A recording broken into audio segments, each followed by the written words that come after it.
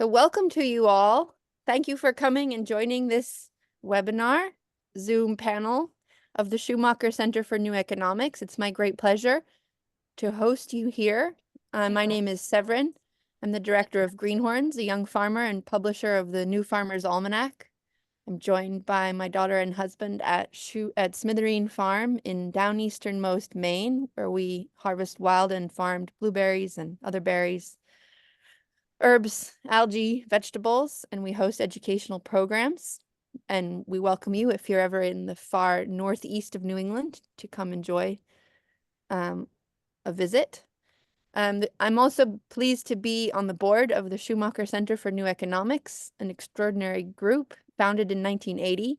The Schumacher Center works to envision the elements of a just and regenerative global economy and undertakes to apply these elements in its home region of the Berkshires in Western Massachusetts, and to develop educational programs to show the results broadly and encourage replication in the world. As you probably know, 2023 is the 50th anniversary of E.F. Schumacher's book, Small is Beautiful, and this anniversary gives us an opportunity to advance solutions that build on Schumacher's vision. We encourage you to catch up on any of the videos that you may have missed from this series, because this is the last session of the year, and follow some of the fields of activism and the online conversations of extraordinary practitioners around the country. So this session is called Feeding 8 Billion. And for a quote from Small is Beautiful, Schumacher says, "We know too much about ecology today to have any excuse for the many abuses that are currently going on in the management of the land, the management of animals, in food storage and food processing. We should be searching for policies to reconstruct rural culture, to open the land for the gainful employment to larger numbers of people, and to orient our actions on the land towards the threefold ideal of health, beauty, and permanence. Thus, the transformation of unsustainable farming practices is vital for responding to our climate and biodiversity crisis. Our speakers today have all put their work at the root of our agricultural system for reform and relocalization. As activists advancing seed saving, community land trusts, perennial agriculture, they have each contributed decades of service at the forefront of the sustainable agriculture movement." So, I have some comments that I will add later, but now I'm going to go straight into introducing our panelists. First, we have Wes Jackson, co-founder and president emeritus of the Land Institute, carrying out a visionary project in the perennial grain adaptation, making a prairie that is harvestable. In addition to being a world-renowned plant geneticist, Wes is a farmer, author, and was a professor of biology. Then Vandana will speak. She's a scholar, food sovereignty activist, and author of 20 books, including Stolen Harvest, The Hijacking of the Global Food Supply. She's a founder of Navdanya, a national or international movement to protect the diversity and integrity of living resources, especially of native seed in India. And Elizabeth Henderson has served on the board of many things, but the Northeast Organic Farming Association, and as honorary president of Urgency, the International Community-Supported Agriculture Network, and has farmed organically for over 30 years in Western New York. It is such a joy and pleasure and honor to be in such a group. So we go first with Wes, then Vandana, and then Elizabeth. Okay, well, it's a joy, a pleasure, and an honor, indeed, to be with this body of folks given to outrage. I'm proud to be a part of that outrage.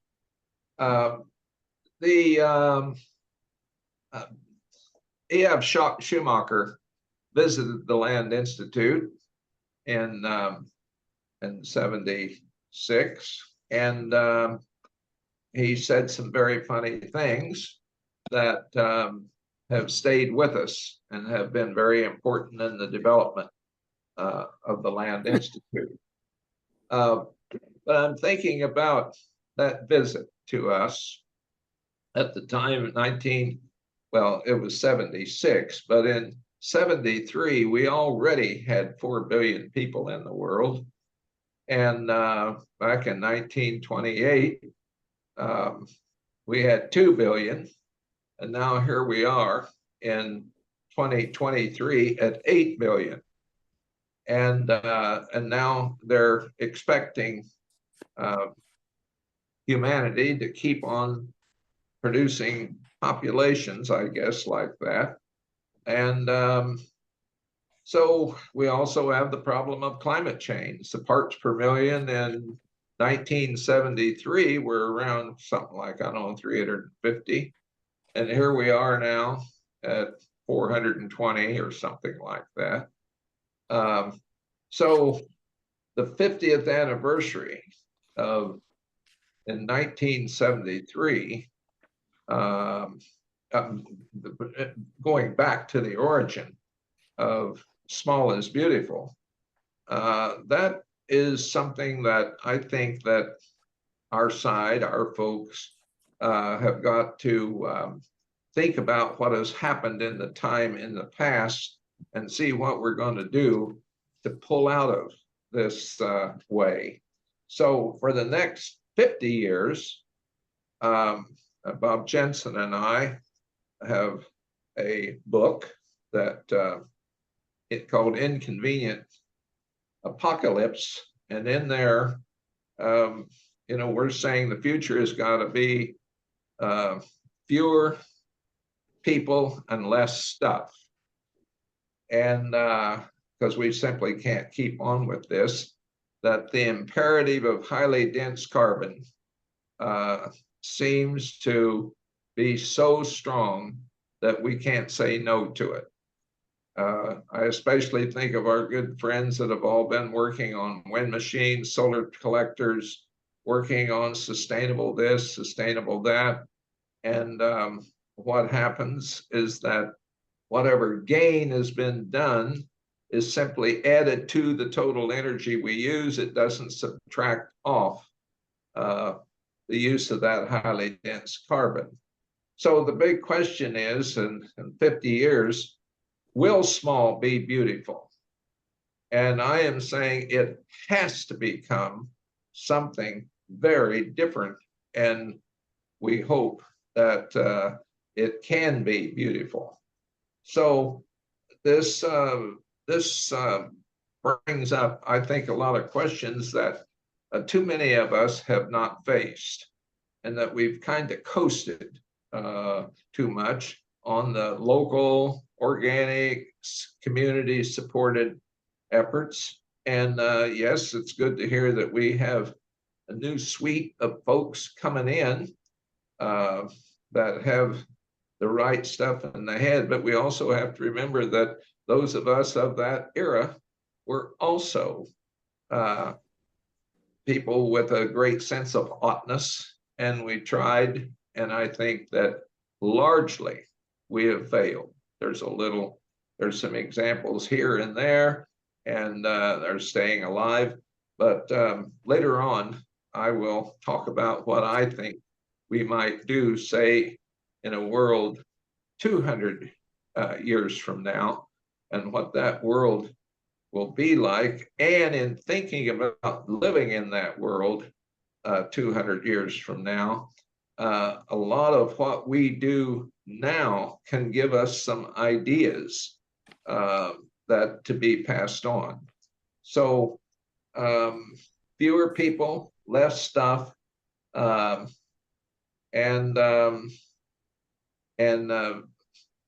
B, I would say perhaps a bit more bold about stepping out of the way that we have gone, and I think that it's possible for us to do it, but it's important to remember that we had 1 billion people in 1800, and that we had 2 billion when just a bit more than 2 billion when I was born in 36, and it keeps on going. And so we're on a path that we've got to figure out how to head off, and I'll have some ideas to talk about that a bit later on. Thank you, Wes. On to you, Vandana, for your introductory remarks. Thank you, and wonderful to be with all of you and to celebrate Schumacher's Small is Beautiful. He wrote it in India. He was inspired deeply by India. And India as a civilization has again and again brought things to the small, including the fact that land was concentrated during the British rule. In fact, with one stroke of a pen, Lord Cornwallis declared that all the land of India belonged to England, and therefore the peasants of India had to pay a rent to England.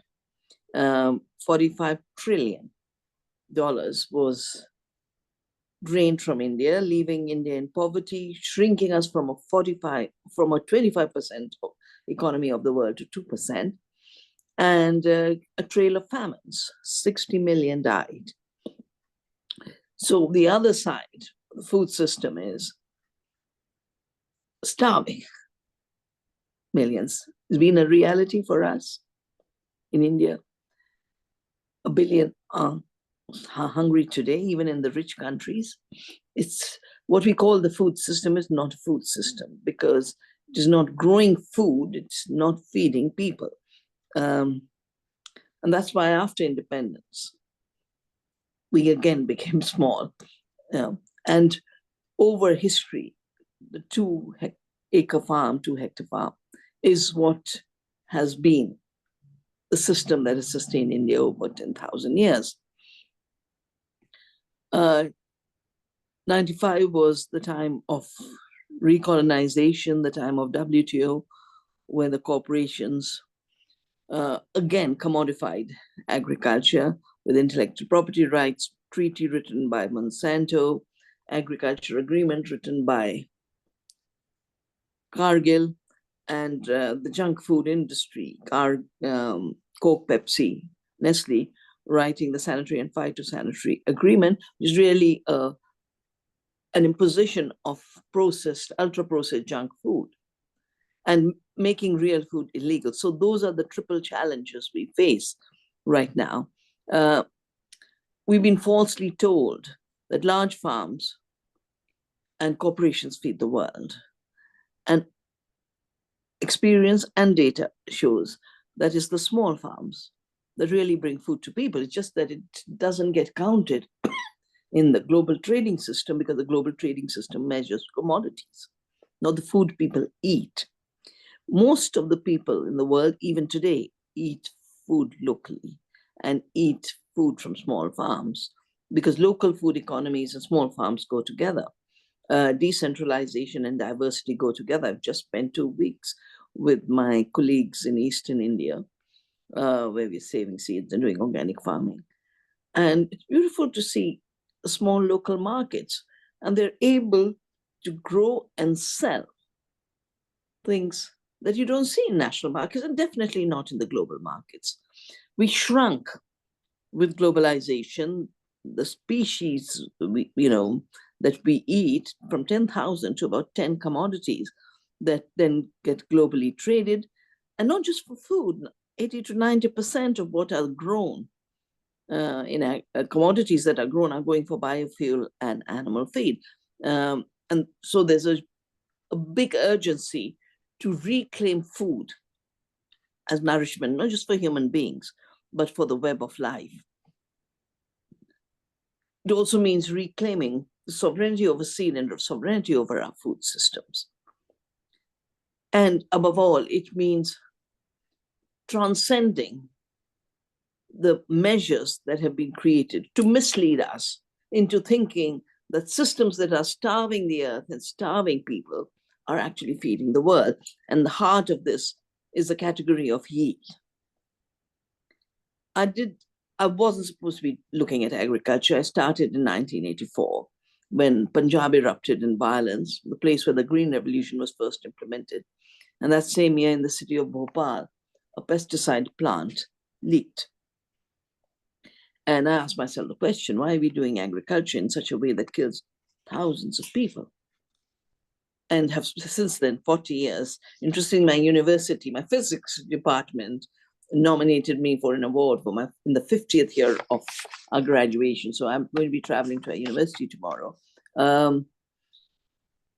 And the physics department is recognizing the work I've done in agriculture. And I think that is very generous of them. Our work in Navdanya has focused on measuring nutrition and health per acre rather than yield per acre, and looking at biodiverse systems and biodiversity intensity. We have a book called Health Per Acre. We can feed 2 times India's population by regenerating the biodiversity in the soil, of the plants, of the insects, and of our gut microbiome.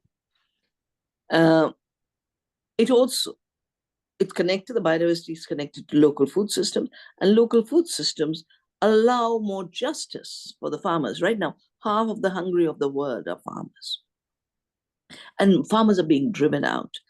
And the dystopia that's being pushed by the tech giants and Gates and Silicon Valley is farming without farmers, food without farms. Basically, like they went from synthetic fertilizers to then GMO seeds. Now the latest is synthetic foods made in labs. These will still need feedstuff. They will still use land, but the land will not grow food that we can eat. It will grow raw materials of carbohydrates and proteins that will feed the bacteria and the cells growing in the lab. And all this is being done in the name of climate change. But not only will it need more land, and it'll need more chemicals. And already the fossil agriculture, both fossil fuel use as well as fossil chemicals, and long distance transport and globalized trading systems have contributed to, an ultra processing of food has contributed to about 50% of the greenhouse gases. My book, Soil Not Oil, was dedicated to that we aren't looking at agriculture. We've started to look at agriculture now to push the fake food scenario and digital agriculture, farming without farmers, without people. But we know through history that every time human beings are displaced, they're substituted by energy slaves, as Amory Lovins talked about. And roughly we are 3.5 trillion if we count the energy slaves. They consume the resources of the earth. That's the climate problem. That's the biodiversity erosion problem.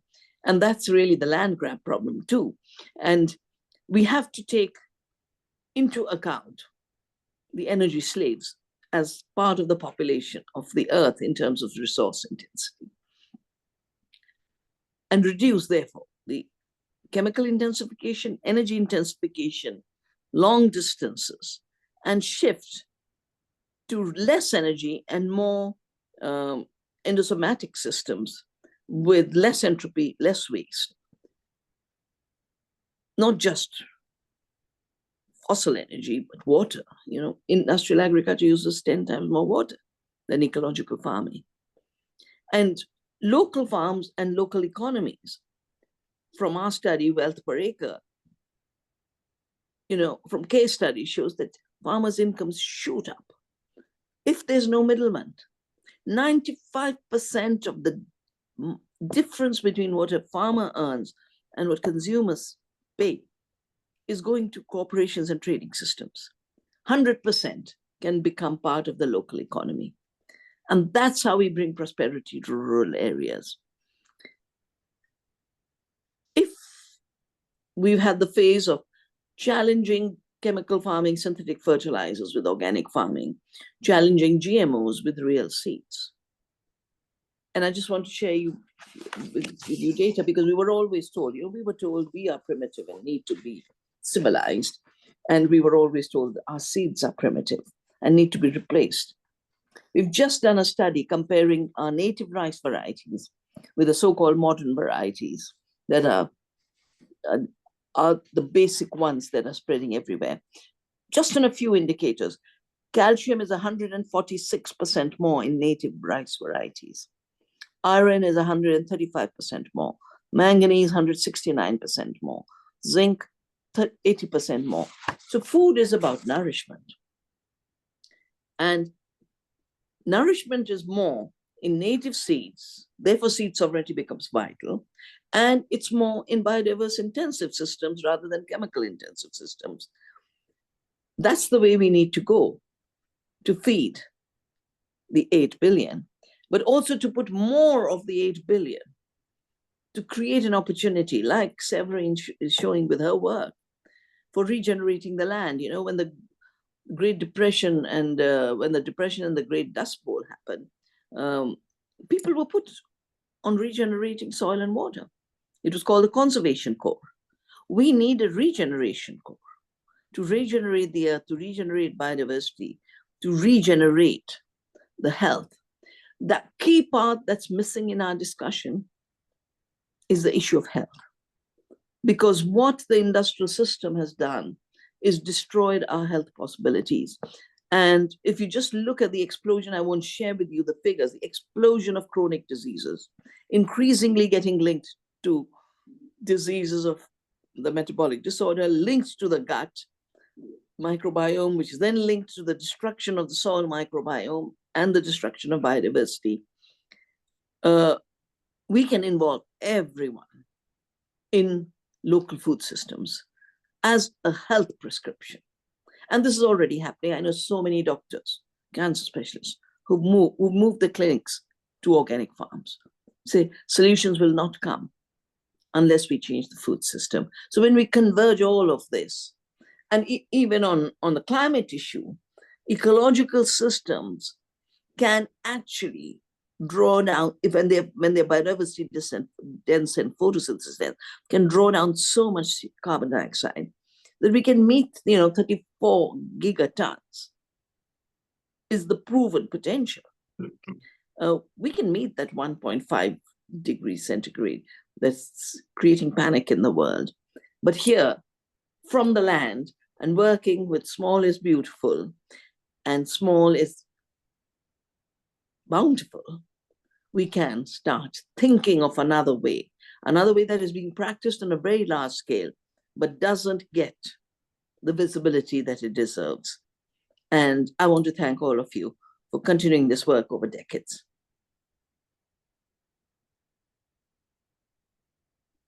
Thank you to you, Vandana. Her extraordinary capacity to concentrate all of the frameworks that we are operating under is always a marvel. Thank you for putting your mind to that and leaving physics behind. I haven't left it behind. It's just stayed as the framework. On to you, Elizabeth. Yeah, Liz Henderson and she, her. I'm speaking to you from unceded Seneca land here in Rochester, New York. And it's such an honor to be in this dialogue with you. Back in the 1980s, the earliest speakers on the need for an alternative agriculture were you, Wes, along with Wendell Berry and Fred Kirschenman. And knowing that so much of the work of the actual farming was being done by women, I decided that it was time for some of us to learn how to tell our stories. And the E.F. Schumacher Society was really the first group that invited me to speak of my own ideas. And it was really terrifying in 1986 on Food Day. And I have an incalculable debt to you, Vandana, your astonishing and boundless generosity. I remember hearing you speak in the 1990s. You had come, there was a snowstorm, but you got there anyway, and you dashed into the room, tying your hair up as you came to the microphone. And then you were still able to speak with such lucidity and power about connecting our farming and our lives to the earth. And I came to farming as a refugee from suburbia and academia. And I discovered the organic community in the late 1970s and began full-time farming in 1979-80. I learned from French peasants whom I had met in my travels, reading books like La vie d'un simple, The Life of a Simple Person, Of course, the organic canon, Sir Albert, Rudolf Steiner, but they both went back to indigenous sources. Sir Albert to India, to the peasants of India, Rudolf to the peasants of Austria. And I also learned from farmers of 40 centuries, from Booker T. Whatley, and the agronomists of the United States of the South, who were trying to solve the same problem that I confronted in deciding that I wanted to farm. What Booker T. Whatley was trying to solve was what launched Robin Van En into community-supported agriculture. It's how to enable middle-sized and smaller farms using ecological practices to survive in the ruthless global food system that Vandana has described, that's dominated by mega corporations. And this week I went on the Cornell Labor Show Roadshow. Those people have a lot to teach us about paying your taxes correctly and running a legal farm business. But for us to regenerate and not just sustain the unjust system that we've inherited, we have to recognize that our power comes from the roots of organic farming in indigenous peasant practices and innovations. The peasants of Austria, of India, and of Africa, as Leah Penniman forcefully reminds us. We are not members of the Chamber of Commerce. We walk with smallholders around the world on La Via Campesina. In the Northeast Organic Farming Association summer conferences, we used to hold a fair, and it culminated with a horseback riding demonstration. Dale Perkins would rode bareback, standing on first one horse and then two horses, and then standing on three horses, and he leaped through a flaming hoop. And that is the stirring metaphor for what we need to do. So what are those three horses? Horse number one is fighting back, reacting to the endless flood of negative actions that we must stop. We have to protest against endocrine disrupting carcinogenic inputs like glyphosate, etc. We must demand transparent labeling of foods. We must support raises in the minimum wage and decent working conditions for the people who work on farms and throughout the food system. And stand up for the undocumented people who make up the majority of the workers in agriculture in the United States and who are targeted for deportation by the Border Patrol. And we have to resist what Zephyr Teachout calls the chickenization of agriculture, the surveillance and extraction form under which things are organized. Horse number two is where I have put most of my life energies.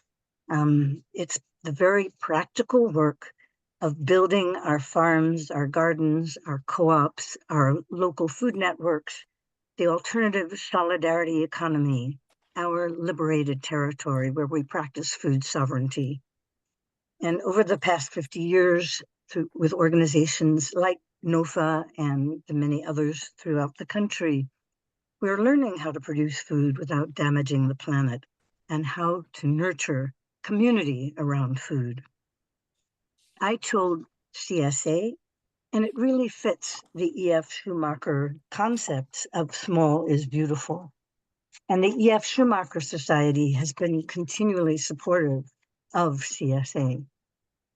CSA is an antidote to the dominant industrial food system.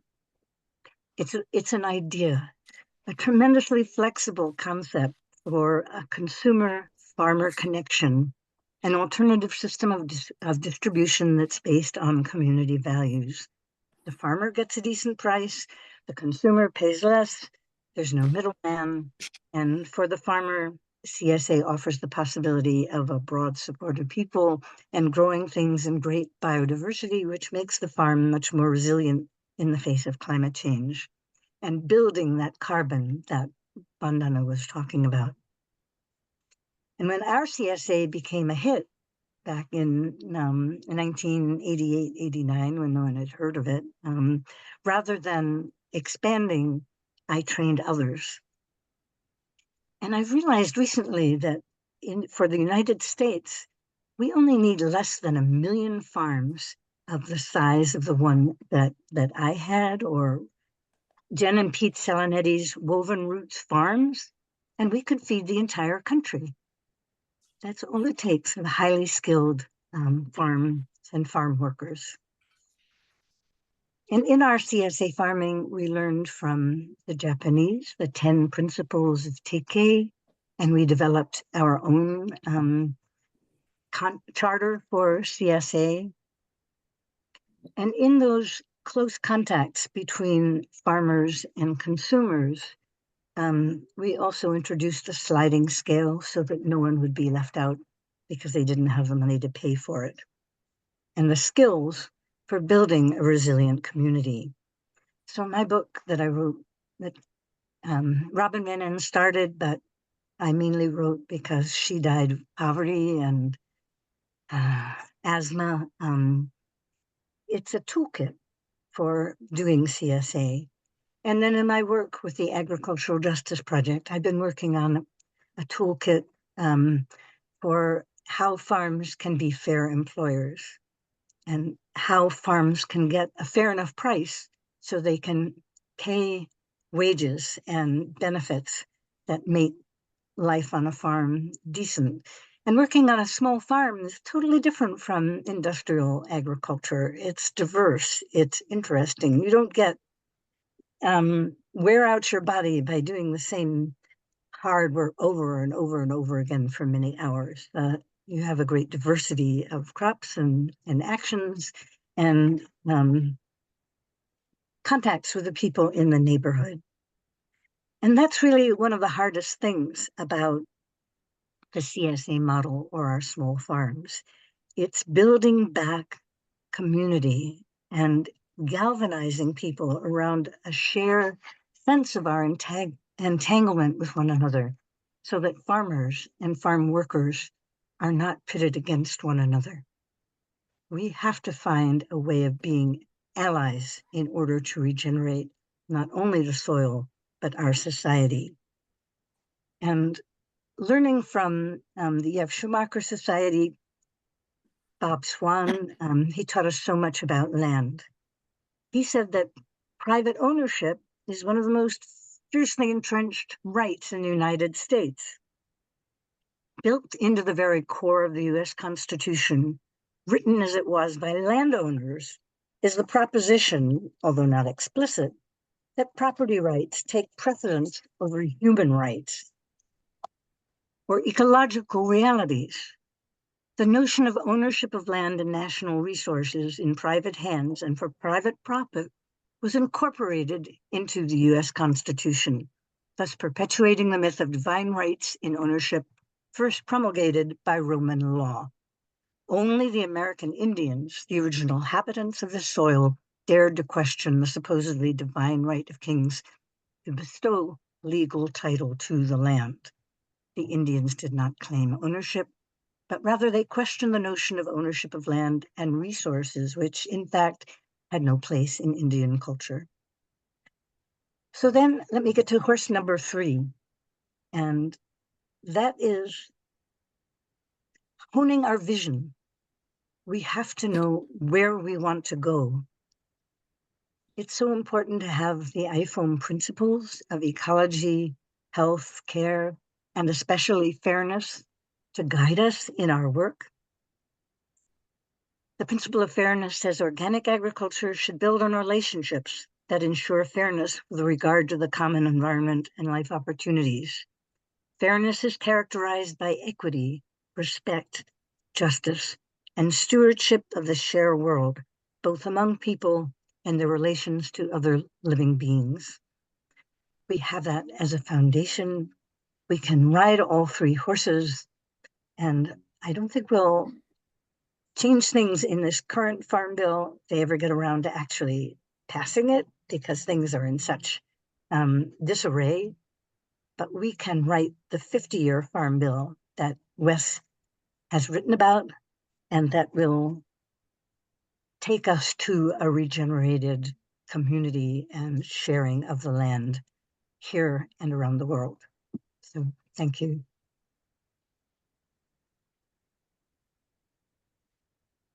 Thank you to all of you, and the reflections in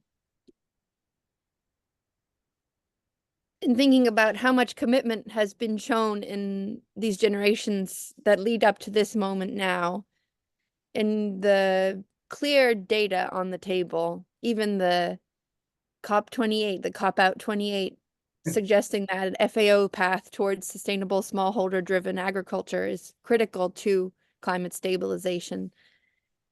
The question of how those of us listening in on a computer can activate ourselves in our home region to commit and entwine ourselves in the destiny of the river that flows through the food shed where we eat.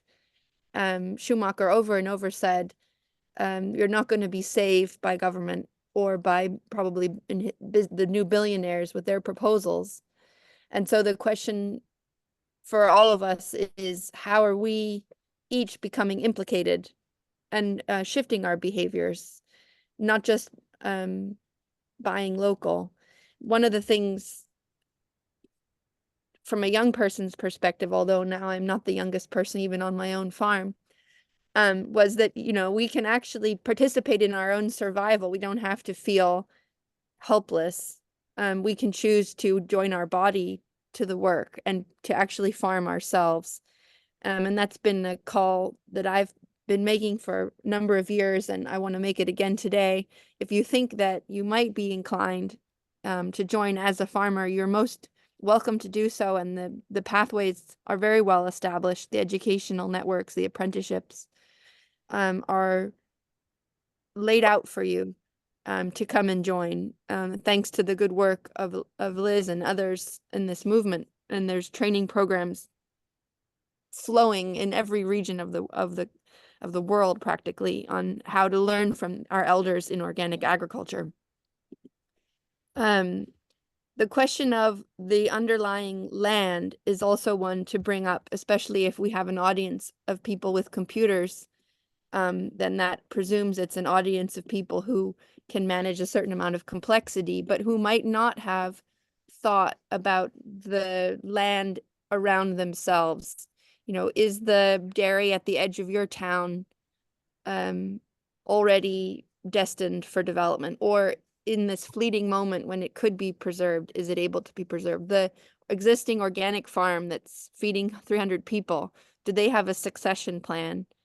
It turns out that the land that we rely on to sustain this work relies on a community effort in keeping it available for that work. So those are the two little points I wanted to add in as we think about activating more people in this project. Now, who wants to respond to something that they heard? Elizabeth has one. I just wanted to say that, Wes, what you said sounds so grim. Like we have to give up things, fewer people, less stuff. But what we have to offer doesn't need a lot of stuff. And it does need a lot of people working together, as Severine has said, in community. And that kind of community relationship and believing and working for something beyond yourself is really joyous. It's not grim. What we have to offer is much better than life in the suburbs or the kind of gig economy that we suffer under right here in the United States. Well, and just to echo that, during the pandemic, there was little payments made. People who were unemployed were getting $600 a week. which for a lot of people on farms that I knew about opened up a huge flow of interest to go and work on a farm, to take a risk. Just having that little $600 a week payout made it exciting and an exciting prospect to change lives and leave the service economy and waitressing for working on a farm, just to your point.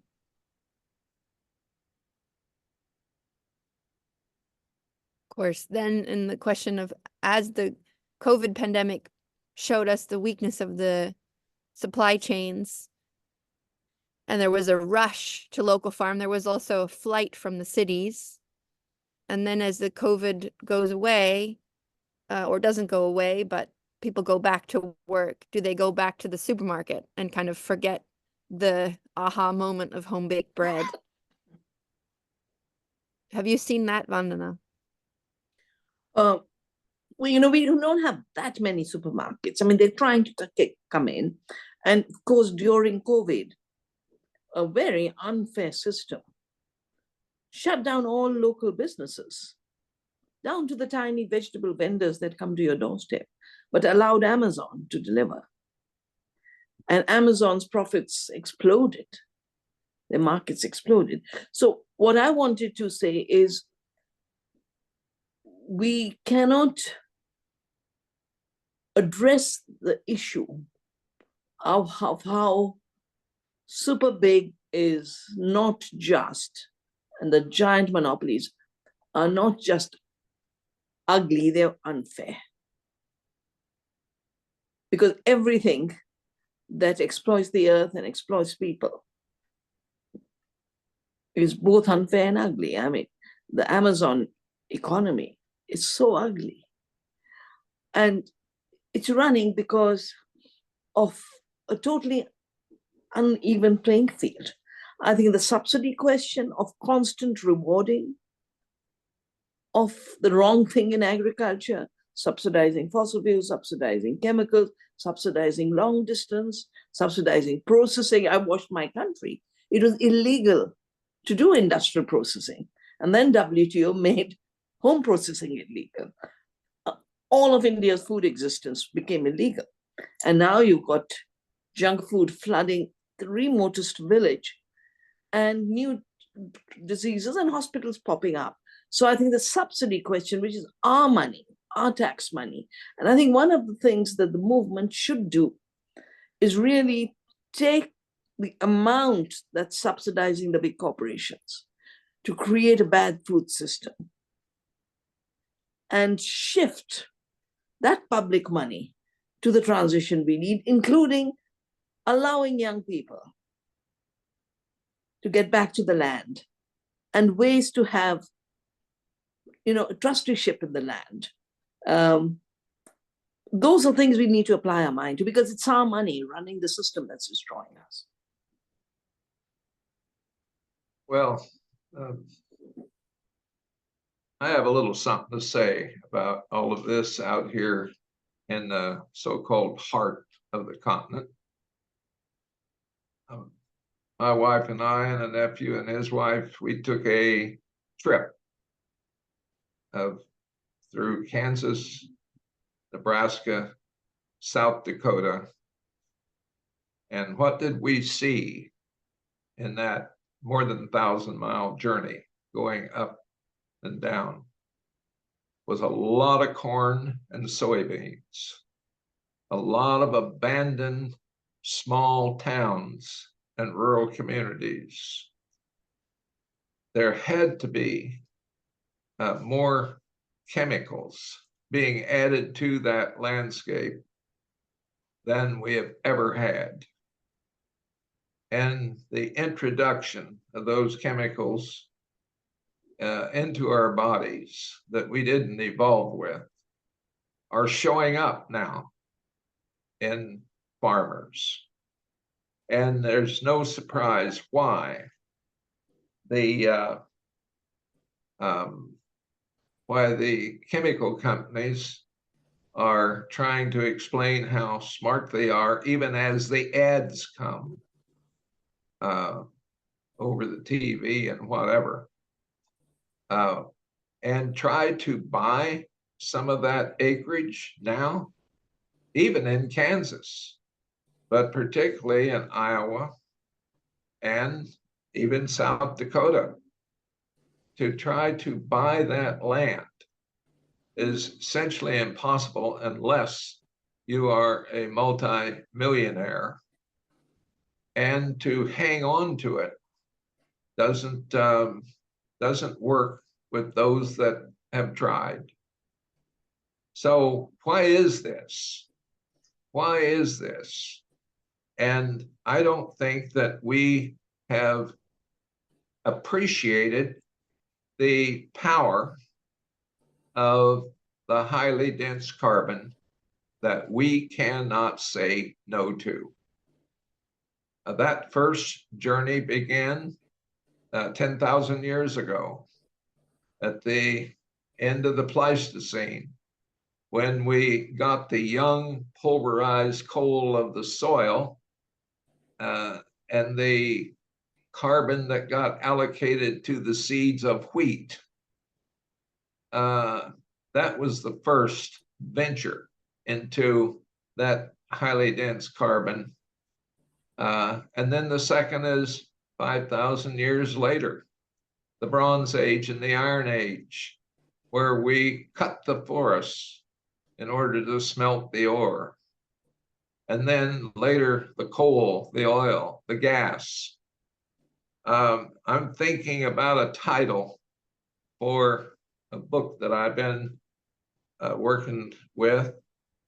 The title right now, they change all the time, is called The Elbow, the Wrist, and the Finger. So if you will hold your left arm up, and you will find the elbow, starting at the elbow and going all the way out to the tip of the finger, that is 10,000 years. Beyond, back into the body, we'll just say that's the rest of 200,000 years as Homo sapiens. But from that elbow to, well, it's my wristwatch, right at the joint, that's the Bronze Age and the Iron Age. And then come all the way out to the tip of that middle finger. And there is a little thing to be cut off. It's the end of the nail. That's out there is the Industrial Revolution. That's the Industrial Revolution right there, that tiny little tip on that finger. And that's what is destroying us right now, and why we have 8 billion people and going for more. So the imperative of the energy-rich carbon, I think we have essentially given up on controlling it. And so now what I think we may as well do, and we're the ones to do it, is to begin to think of the journey on what it will be 200 years from now, when we have maybe only 1 or 2 billion again. What's it going to be? And I think that we have something to talk and think about, and that very imagination of what happens to tools that we won't be able to use. Certainly the farm equipment that we will not be able to use. Now comes the new world. And here's that 10,000 years, which is nothing.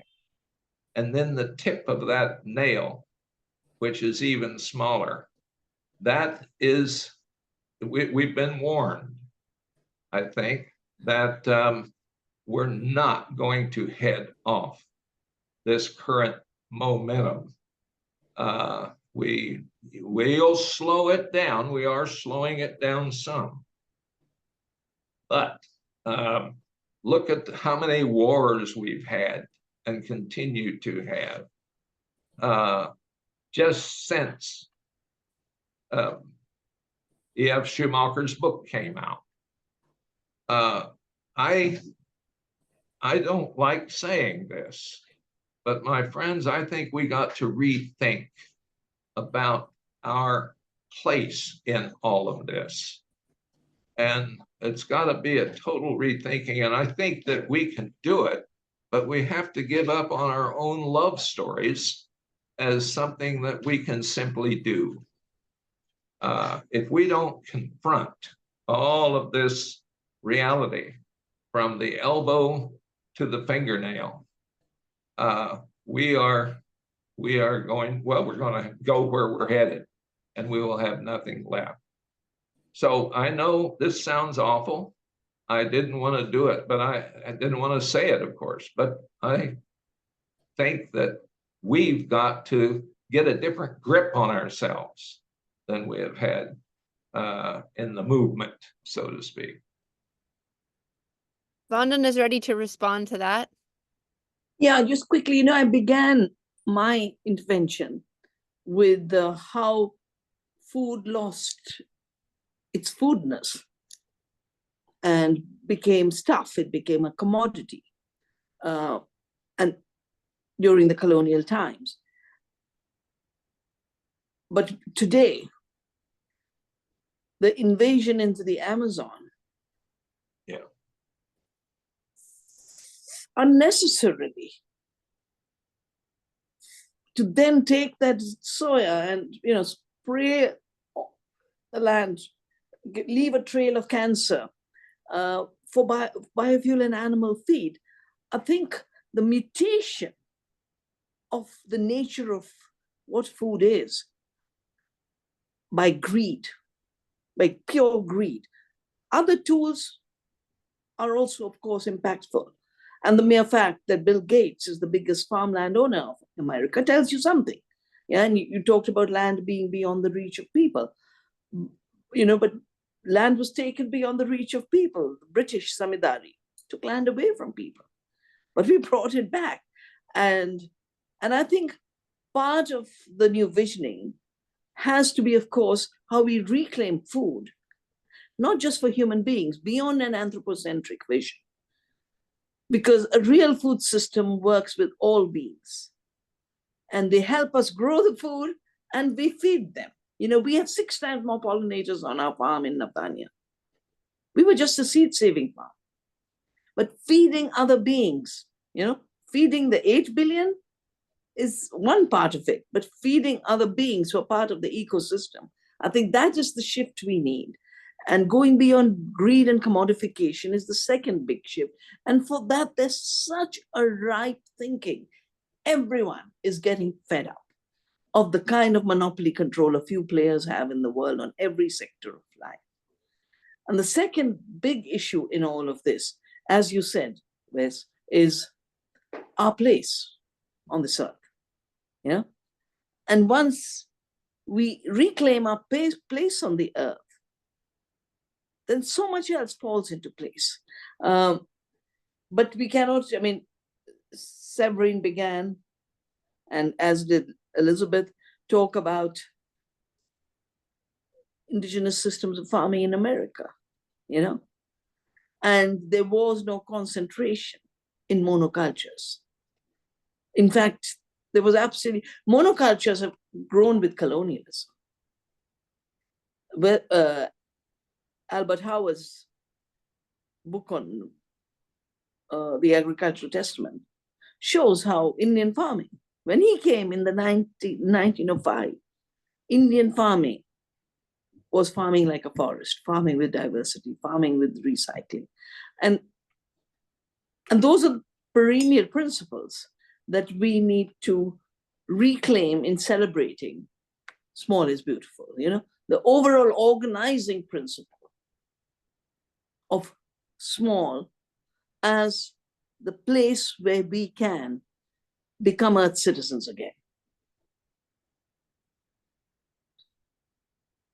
One of the questions here on the list of questions is about E.F. Schumacher's experience of Buddhism in Burma that gave him a different view of things. And as a question, that what is the Eastern philosophy that has the power to drive behavior change? That was the question of Matthew Ingram. And I think to add to that, the question of how do you have and hold the spiritual commitment and the confidence to bring this kind of a world into being. Obviously, when I am confronted over and over with the question of, well, what do you do about these kids who are depressed in the city, who are suicidal, who are anxious? When you walk into a greenhouse full of seedlings, when you're able to participate every day in the abundance of life as a body, as an embodied person, obviously you have a different feeling than when you're alienated. And I think one of the questions for the group to reflect on is, how does this build this confidence and the power to hold the vision in the work, as a kind of invitation to those who are watching, and also just a reflection from your own experience? Well, I would say that the answer is in finding ways to cooperate, to collaborate, to work with other people. Alone, we are suicidal, but together with others. And, I think we have to learn from Howard Zinn, who really taught about how fragile this fight is. It's like the two sides are of all the negativities that Wes has been talking about, and the horrible corporate power that people like Bill Gates, who are so full of themselves and believe that they are right. We have to build a big enough movement to take the power away from them. And each of us committing to that, supporting one another, keeping our spirits, touching the earth so that we have the healing health of being in touch with earth, will give us the strength to do that. What every single one of us does, those little things are so important, because we don't know at what moment the shift is going to happen. Change is not linear. It's very hard to predict. How about a rethinking? I wish I could remember the name of the author. I think the story, though, took place in Minnesota. A farmer was out in his field, and he looked up, I don't know, a mile or so away, and he saw that his barn was on fire. He continued with the plowing, or his whatever it was he was doing in the field. And after he had finished for the day, he then went back to the homestead where the barn had burned down. Now, there was no need for him to go home and try to put out that fire. He knew it was too late. But my bet is that upon his arrival, there was him plus some neighbors. I've seen this kind of thing. The neighbors are there. And what did they do? They didn't have a program. They had a problem. And they began to think about that problem and look here and there. Now, I can speak with a little bit of authority on this, because 6 weeks after the Land Institute started, our classroom burned down, and all of the books and tools were essentially gone. And what happened? People appeared, and old materials appeared. That classroom that we have now has hardly any new stuff in it. It goes back to that. Now, the reason I'm telling this is that's the kind of thinking that we all, the four of us here, embrace, the neighborliness, the whatever. But what is the nature of the motivation? It is a perception of a problem. And I think we have lived a little too conveniently in the local, organic, community supported, and away we go. And we feel so good about ourselves. I'm not wanting us to have a barn burned down in order to concentrate our mind, but we ought to be thinking about what it means, about that tiny little thing out there at the end of the fingernail from that 10,000-year period. That little tiny thing is doing it. Now, that isn't to say there weren't problems from the journey of the elbow.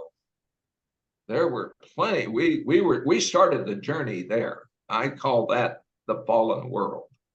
That was the beginning of the fall when we quit being gatherers and hunters. But we called that the advancement of civilization. And if you hold that arm up again, you will note that it's a kind of a sloping note.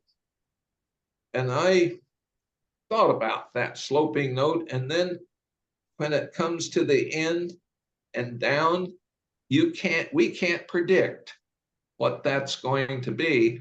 But what we can predict is that there's going to be a flat spot. And in that flat spot, if we begin to think about life in that flat spot, we may even have something of a solution for the problems of slowing this whole thing down, slowing it down into some kind of a different way of thinking. So I'm calling today for a different way for we sustainable ag people and other sustainable people generally, a new way of thinking. And who else is going to get started on that? Who's going to think what 200 years from now is likely to be when we think about what 200 years ago was? 200 years ago was, and to make it a little shorter, all of my grandparents were born before the Kansas became a state. And 3 of those grandparents were before the Civil War. Now that's not long ago that all of this stuff at the end of the finger got started. In 1869, was Drake's oil well in Western Pennsylvania. 1869, not even 200 years, 175 years. We've had that oil coming out of that oil. Now there was oil around before, but this has come on so fast that it's blinded us in some odd ways. And I think we need a reshuffling of the deck, we sustainable ag people.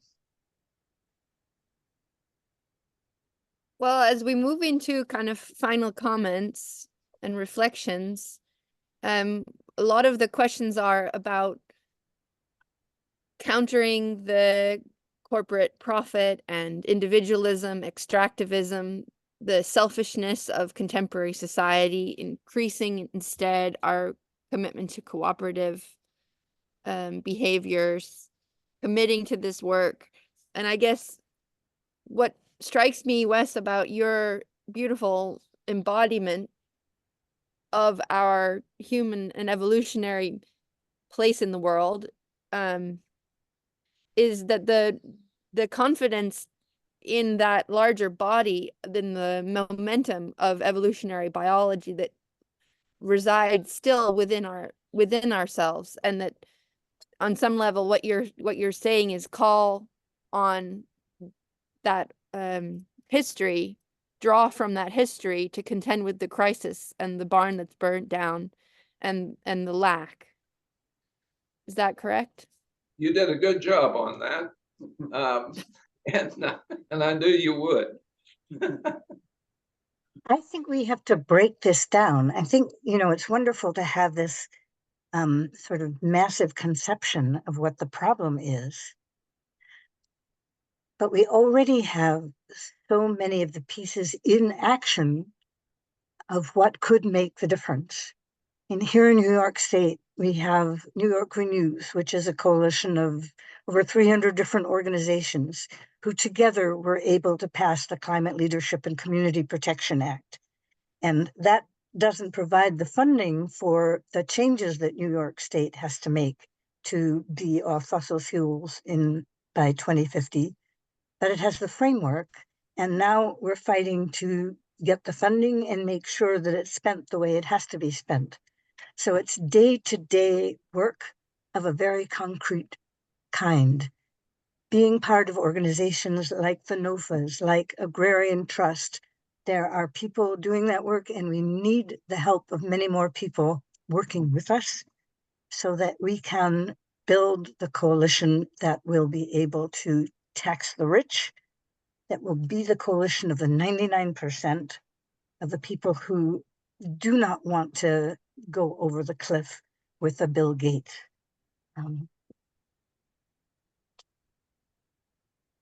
Vandana?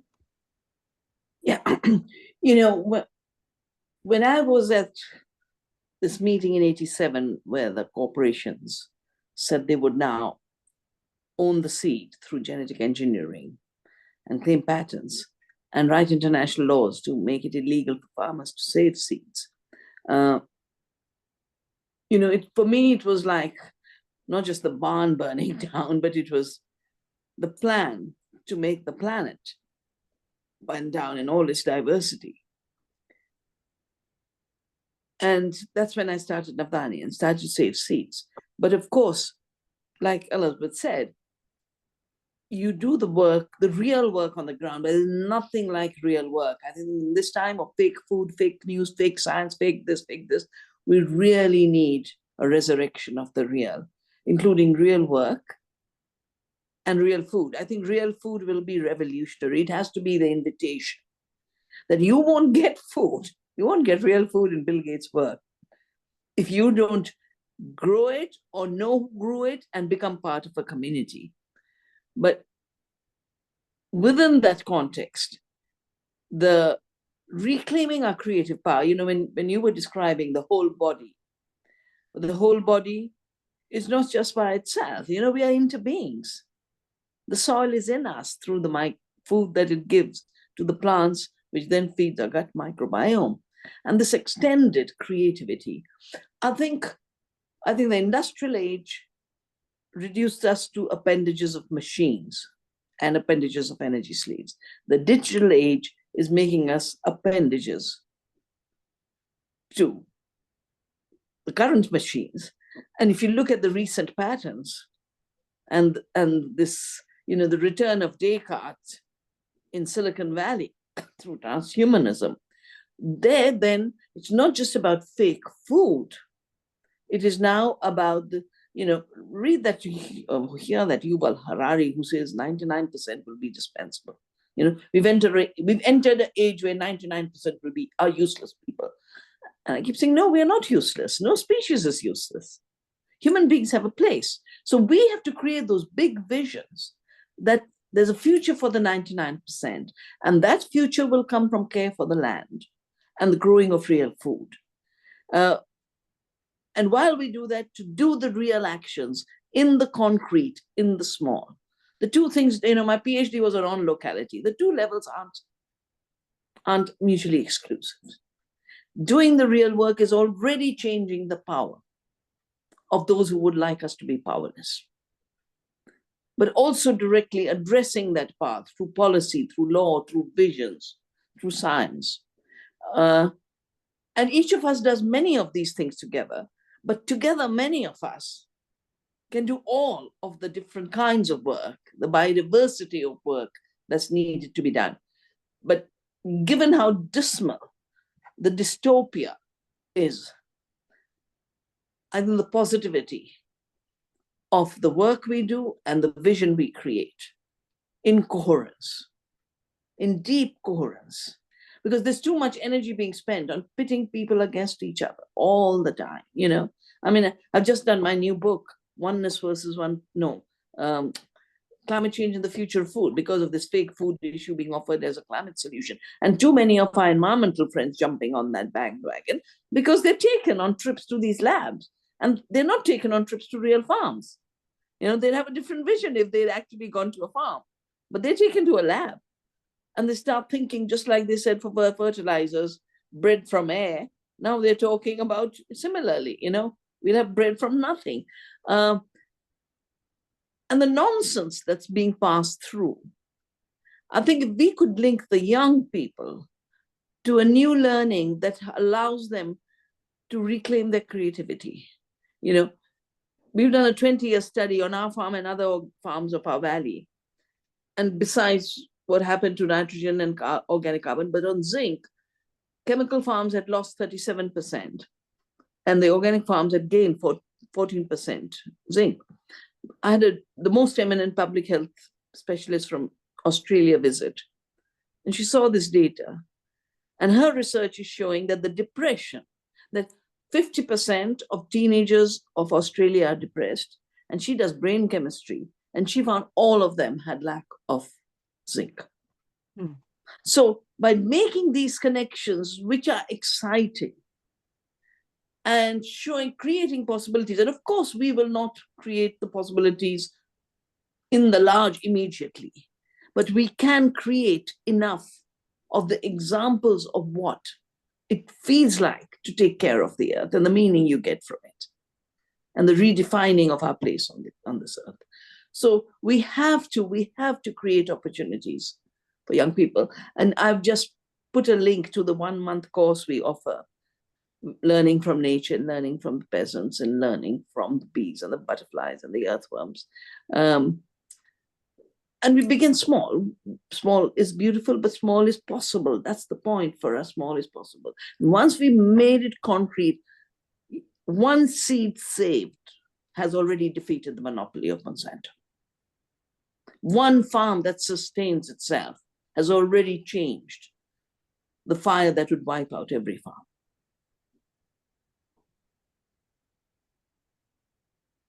Thank you to all of you. Thank you to all of you who joined as listeners, who were magnetized by the small is beautiful vision and who put their own power into the possibility of small things growing to the size that is appropriate for their context and to nourish us. I invite you all to listen to those lectures that you might have missed from the series that has been going on the 50th year of the anniversary of Schumacher's book, and that you have plenty of time to think, to listen, to learn in doing the work, that in applying ourselves, we do not close our minds. We actually have plenty of time for big thinking while doing small jobs around the farm. So thank you and see you next time. It's a great Thank you, pleasure. Severine. Bye, Thank you, Bess. Severine. Bye, Elizabeth. So good to be with you. You.